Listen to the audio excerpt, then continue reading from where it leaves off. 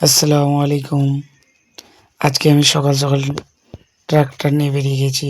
Driver ছিল না, তো গাড়িটা লোড হয়েছিল বলে আমি নিজে চালিয়ে খালি যেখানে হবে সেই খালির উদ্দেশ্যে বেরিয়ে গেলাম ফজরের নামাজ পড়ে।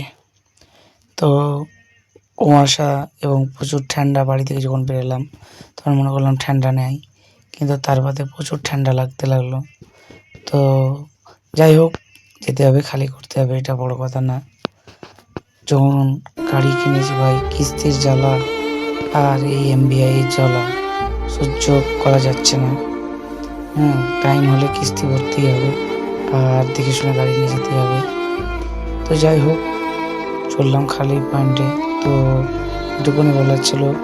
আর আমার ফেসবুক পেজ আছে এবং ইউটিউব চ্যানেলটাকে ফলো করে দেবেন এবং আমার প্রত্যেকটা ভিডিওতে লাইক, কমেন্ট, শেয়ার করবেন।